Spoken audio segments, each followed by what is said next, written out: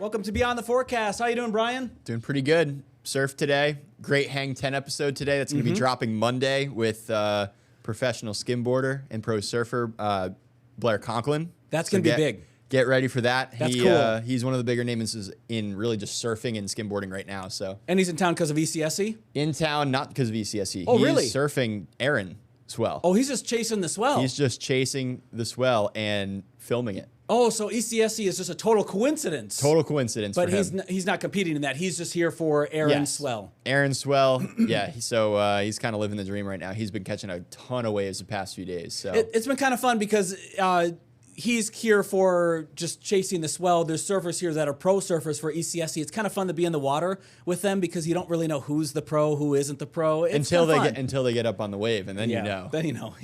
Then you know because they know I'm not the pro. Never been a pro, but that's really cool. Erin is a stronger storm than it was last night. Last night it was 100 mile an hour, had 100 mile an hour winds. Now it has wind speeds at 110 miles an hour. So it's getting a little bit stronger. A little stronger, and the eye is starting to kind of open back up a little bit. Look at that. Yeah, it's starting to reappear. The storm is huge in terms of its width as well. And symmetrical. Yesterday, that was not the case because there was a lot of wind shear and dry air. This thing has really gotten its act together through the day today. I would call this a very classic-looking hurricane as we see it from satellite here. Here's the current view. I want to show you the view from GOES as well, from the GOES East satellite. So this is looking at the full disk image. This is the latest imagery that we have from the satellite. We can zoom in towards our area, and this is a great website too where you can just zoom in anywhere you want depending on which satellite that you want. You can switch them and look at different views. Give it a minute to load because you're loading the highest resolution imagery you can get anywhere, and you can see the view of Erin right now. It's a huge storm and it looks incredible from the visible satellite. Some of the clouds, it's hard to tell now because we have a lot of low-level cumulus clouds. Some of them have been pushing overhead here for the last couple of hours, so we have some clouds.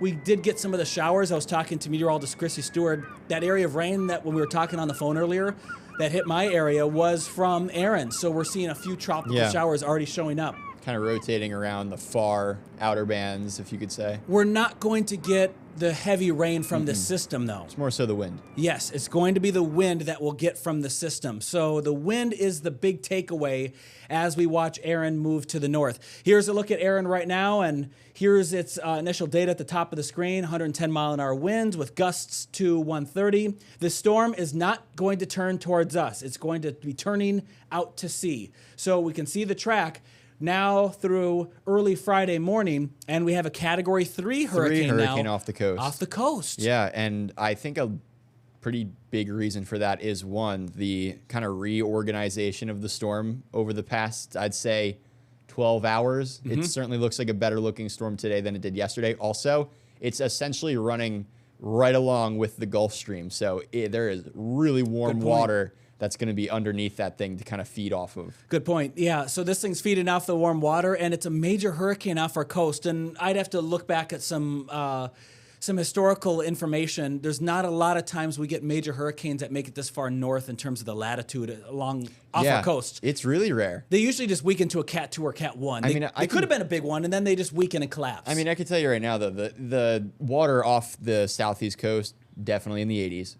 The water here locally even, I mean, I was just surfing earlier today, and it's very warm. So, I mean, it doesn't surprise me that this thing's going to hold an intensity, but it's just something that we don't see this very often. Yeah, usually how the water temperature works, I have the map up. I don't even need to draw it. You can see the Gulf Stream, that dark red that goes up past Hatteras and then goes out to sea. There's always that cutoff line.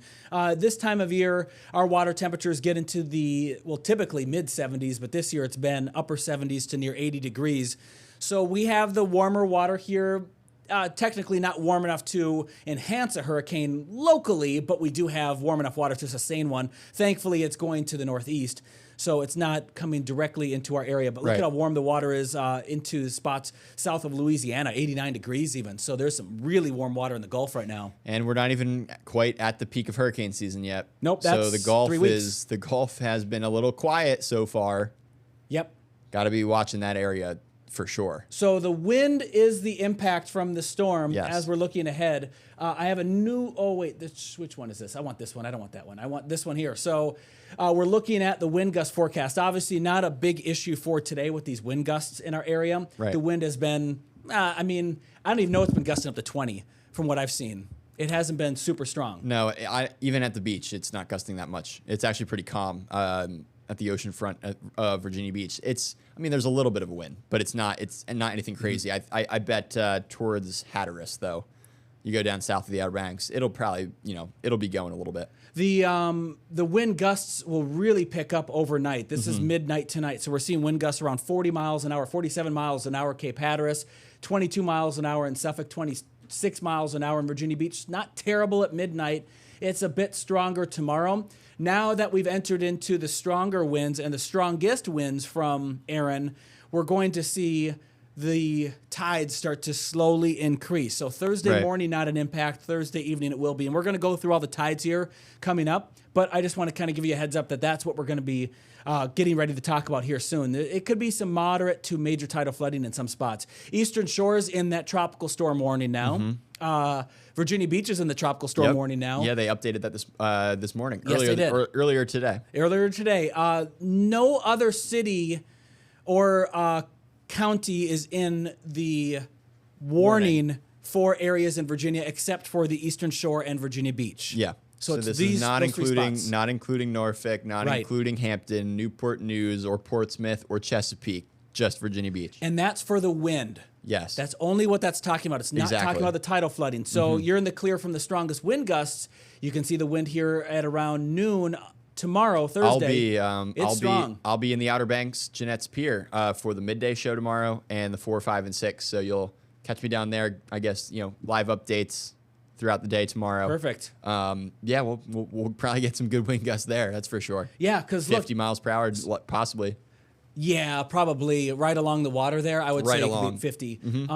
We'll see those gusts still at 2 o'clock, 45 miles an hour. So the wind may ease back for you a little bit, Brian, in the afternoon when you're out there. Maybe it shouldn't a be little as strong at 5 as it was at noon. Right.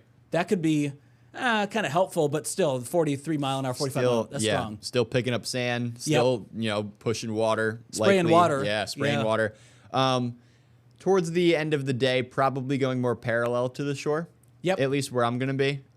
Yep. It depends that there's you kind of go south of the Oregon Inlet, look at that. You can kind of, or maybe north of the Oregon Inlet. Can't really tell from this, but there could be, most areas will probably see, wind going parallel kind of to the shore there. That's pretty much what the streamlines look like. Essentially, yeah. Yeah, I don't have plots that are labeled for those spots individually, but Matteo, you'll still see wind gusts around 35 to 45 miles an hour. So you're going to see the strong winds too from this, but it's really going to be along the Outer Banks where the strongest winds are, just because it sticks out so far closest to Erin. Eastern Shore, you get some of that wind as well, not as strong, but as we go back in time again, 9:30 into 11 o'clock in the morning, early in the afternoon at 2 p.m., and then mid-afternoon, 4 or 5 o'clock, you're still seeing wind gusts around 35 to 40 miles an hour. It's important to kind of note, too, this is mainly, you go a little bit inland, and the wind gusts certainly start to die down. I mean, look at Suffolk gusting to, maybe near 30 miles per hour, but generally 20 to 30. But for Virginia Beach, and this is kind of the reason why they have the tropical storm warning up there, is because we are surrounded by water. We have, the wind coming off the ocean. We're going to have wind coming off the Chesapeake Bay. A lot of areas that are going to get hit by wind that's just coming off the water. So there's not much slowing it down when it's over those bodies of water. Not much. Nope, not much at all. It's just basically friction-free at that point. Yes. As the water or the wind races across the water. We're going to end on this. We're going to take a quick break. Sewell's Point tides. The highest tide that we're expecting from this whole cycle will occur Thursday evening. However, there will be some consecutive high tides Friday morning and Friday night. Friday night is not on here. I'm going to update this here a little bit later on because we're obviously past 7 a.m. Wednesday. So we'll see some higher tides still lingering after the peak one on Thursday. And that's going to be one thing that will have some impacts for. The worst impact will be, again, for Thursday night. So we're going to go through more on tides. We're going to go through more on Erin coming up in just a little bit.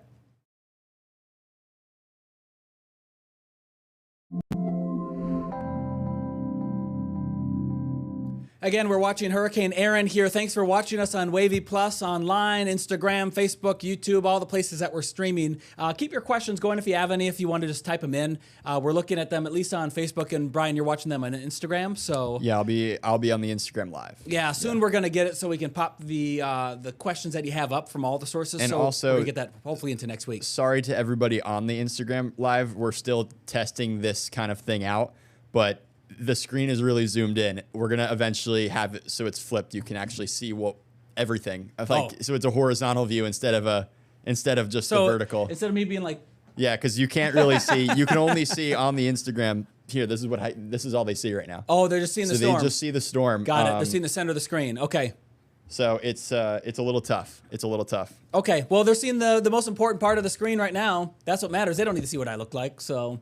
That's fine. Information's the best thing anyway. Yes. 110 mile an hour winds with Erin. The question from Kai just came in. How rough will the Virginia, Norfolk area be? So for the Hampton Road cities, for Norfolk at least, we'll see wind gusts around 35, maybe to 40 miles an hour from the storm. At peak, probably closer to 30 to 35 miles an hour into Norfolk. Closer to the water, though, Virginia Beach, gusts to 40 miles an hour, and then Outer Banks, gusts could get 40 to 50 miles an hour from the storm. Yeah, easily. So we're going to see the wind. But let's talk about the tides. So we ended our view, and I'll just bring this back up. This is Sewell's Point's and tides. And for those who don't know, Sewell's Point, what area geographically are we technically this is Norfolk. This would be Norfolk. This would be Norfolk, but we're going to get a lot of questions, probably Hampton. Yep. Newport News. We're going to get into those, and we do have, and this is also good for Portsmouth too. Okay. Just as good for Portsmouth, just as good for all of Norfolk. It's really a good representation for the south side, but we have a couple of spots that we can look at more in detail here. So we have the Lynn Haven Inlet for Virginia Beach for that river system, and that has major tidal flooding at 5.8 feet coming up tomorrow evening at 8 p.m. Their threshold for major flooding is a little lower than the Sewell's Point one. It's a little different, yeah. A little different. Little different, yes. Kip to Peak for the eastern shore, moderate tidal flooding is not expected to be major tidal flooding on the eastern shore now. There should be enough wind in the wind direction, should push the water mostly away from the eastern shore instead of into it, so the tidal flooding won't be as significant.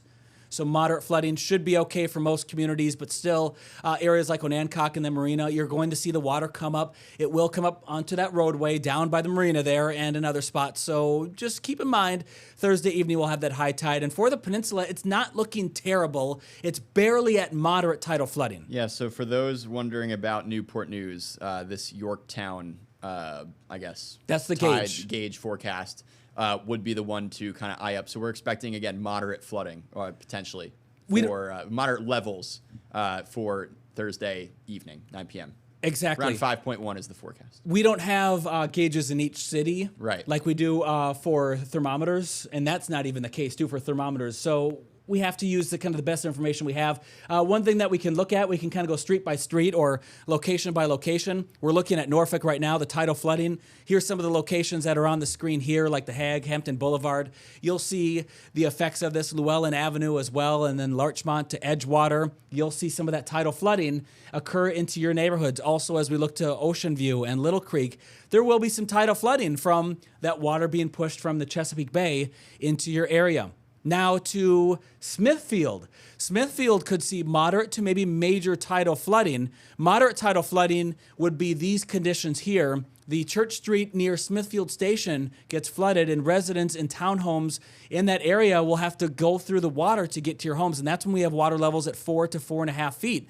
Here's an image of that area when we've seen moderate tidal flooding, and we're going to see this on Thursday evening. So this should happen close to this on Thursday evening. Should look something like this outside from the Pagan River in Smithfield. That's, again, for moderate tidal flooding. Right. Yeah, and it could even be maybe a touch higher, too, because it's a large storm. We're talking about a Cat 3 hurricane sitting off the coast. So there could be little isolated spots here and there that maybe exceed. Because, again, the numbers we're seeing right now, that's just the forecast. Yes. It could, nudge up or nudge down a little bit in certain spots. Mm-hmm.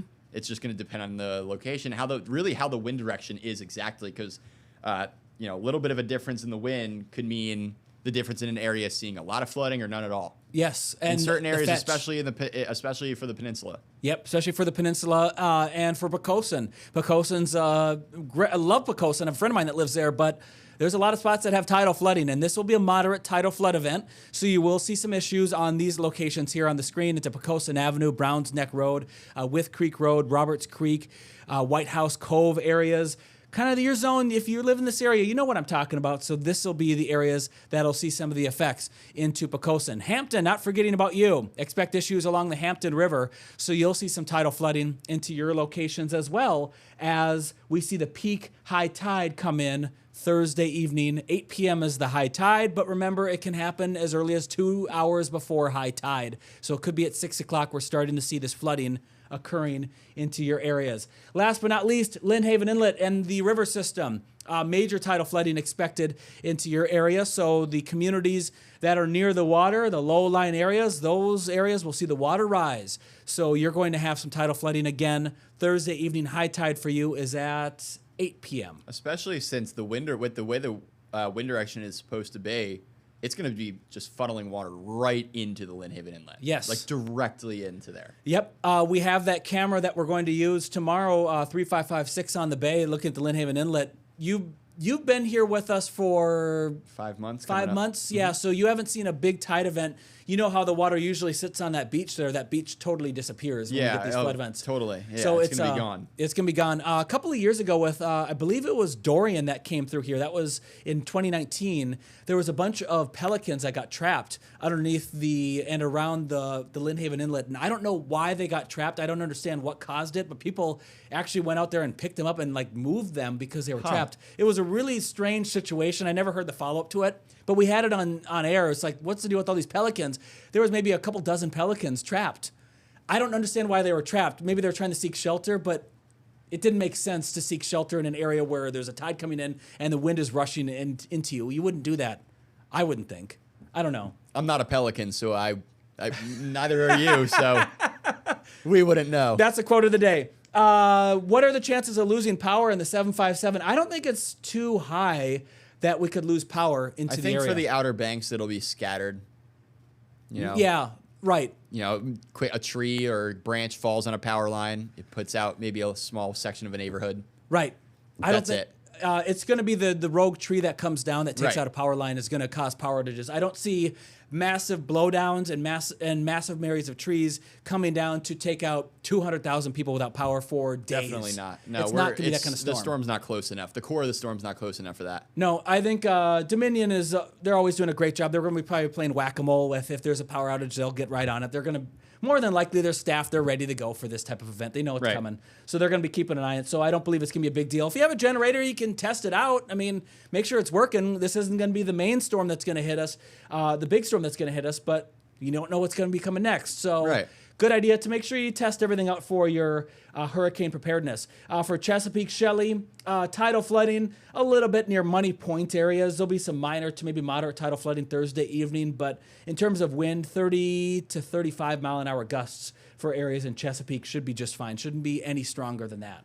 Right. And that's, again, gusts. Yes. So that's just quick bursts of wind. It's not a constant 30 to 35. Not constant, no. So we're going to keep an eye on Erin. We're going to look at some new stuff from that. We're going to look at the forecast cone once again. We're also going to take a look at our local forecast for tonight and wrap up to see what we're seeing into the next 24 hours. Stay tuned. We'll be right back.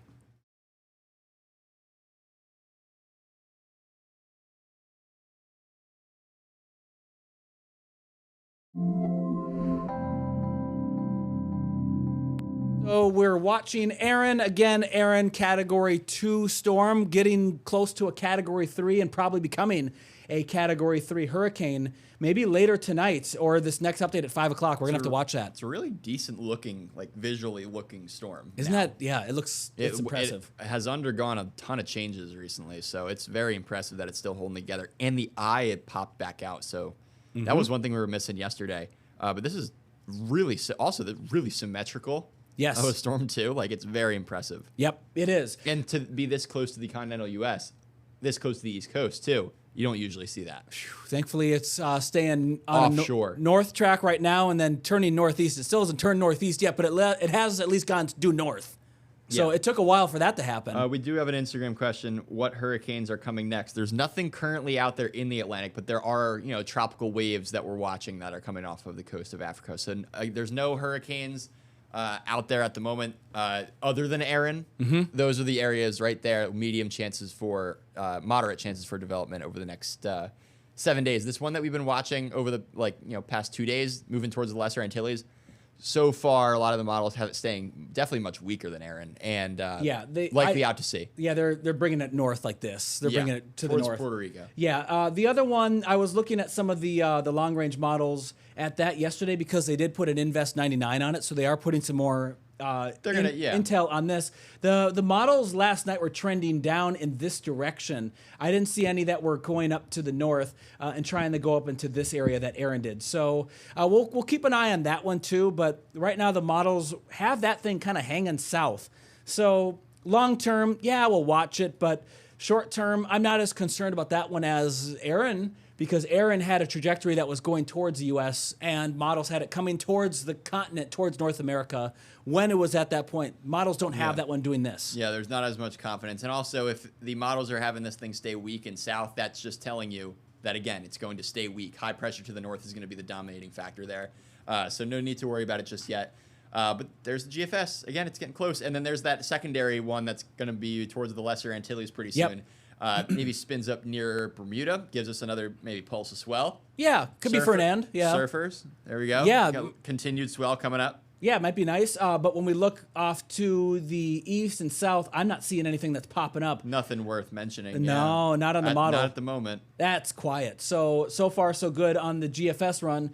European model, we can take a look at that. There goes Erin out to sea. There's that next storm. It stays east of Bermuda. Very weak. Did you see it? It was quick. Hardly saw anything really. It's that little circle right there south of Bermuda. That little black circle. That's it. That's how weak it is. Yeah, that's all it is. So just a quick passing little disturbance, and then anything else from that next storm that's sitting out there.